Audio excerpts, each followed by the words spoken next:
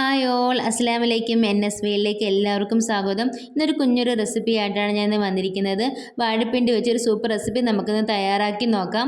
എല്ലാവരും ഈ video skip ചെയ്യാതെ തന്നെ കാണാൻ നോക്കണം. എന്നാൽ ഞാൻ വാഴപ്പിണ്ടി എടുത്തിട്ടുണ്ട്. ഇനി അതിൻ്റെ അകത്തിരിക്കുന്ന പോളയൊക്കെ ഞാൻ എടുത്ത് കളയാൻ പോവാണ്. അത് പോളയൊക്കെ എടുത്ത് കളയുമ്പോഴത്തേക്ക് ഇതേപോലെ കിട്ടും. ഇത് നമുക്കൊന്ന് അരിഞ്ഞെടുക്കാം. അതിന് മുമ്പാകെ നമുക്ക് കയ്യിൽ കുറച്ച് എണ്ണയൊക്കെ പുരട്ടിയിട്ട് നമുക്ക് അരിയാൻ നോക്കാം കേട്ടോ. അല്ലെങ്കിൽ നമ്മുടെ കയ്യിൽ അതിൻ്റെ കറയൊക്കെ ആവും. ആ കറയൊന്നും ആവാത്ത രീതിയിൽ നമുക്കൊന്ന് അരിഞ്ഞെടുക്കാൻ പറ്റും.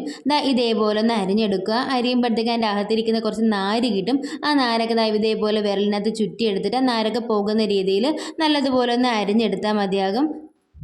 ഇത് ഞാൻ എല്ലാം അരിഞ്ഞെടുത്തിട്ടുണ്ട്. വാഴപ്പിണ്ടി എല്ലാം ഇതേപോലെ നല്ലതുപോലെ ഒന്ന് അരിഞ്ഞെടുക്കുക.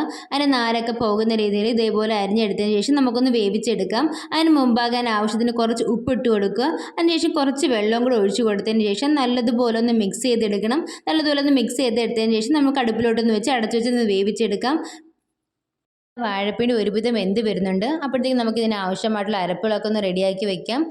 പച്ചമുളക്, ജീരകം, വെളുത്തുള്ളി, മഞ്ഞൾപ്പൊടി, അരമുറി സവാള, കുറച്ച് കരിയാപ്പില, ആവശ്യത്തിന് തേങ്ങ, ഇതെല്ലാം കൂടെ മിക്സിയുടെ ജാറിലോട്ടൊന്ന് ഇട്ട് കൊടുക്കുക. ചെറുതായിട്ടൊന്ന് ചതച്ചെടുത്താൽ മാത്രം മതിയാകും. അപ്പോഴത്തേക്കും നമ്മുടെ വാഴപ്പിണ്ടി ഒരുവിധം വെന്തൊക്കെ വന്നിട്ടുണ്ട്.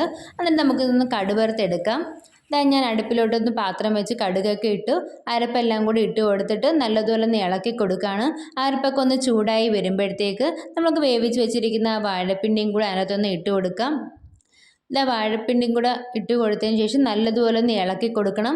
നല്ലതുപോലെ ഒന്ന് ഇളക്കി ആ അരപ്പെല്ലാം വാഴപ്പിണ്ടിയിൽ പിടിക്കുന്ന രീതിയിൽ നല്ലതുപോലെ ഒന്ന് ഇളക്കി കൊടുത്തിട്ട് നമുക്കൊന്ന് അടച്ചു വെച്ച് കുറച്ച് നേരം ഒന്ന് വേവിച്ചെടുക്കാം. വളരെ ടേസ്റ്റി ആയിട്ടുള്ള വാഴപ്പിണ്ടി തോരൻ റെഡി ആയിട്ടുണ്ട്. വളരെ പെട്ടെന്ന് തയ്യാറാക്കാൻ പറ്റുന്ന ഒരു സിമ്പിൾ റെസിപ്പിയാണ്. എല്ലാവർക്കും ഈ വീഡിയോ ഇഷ്ടപ്പെട്ടെന്ന് വിശ്വസിക്കുന്നു. എല്ലാവരും ഇതുപോലെ ഒന്ന് ട്രൈ ചെയ്ത് നോക്കുക. എല്ലാവരും ഈ വീഡിയോ കണ്ടിട്ട് ഇഷ്ടപ്പെട്ടെങ്കിൽ ലൈക്ക് ചെയ്യുക, ഷെയർ ചെയ്യുക, സബ്സ്ക്രൈബ് ചെയ്യുക. താങ്ക്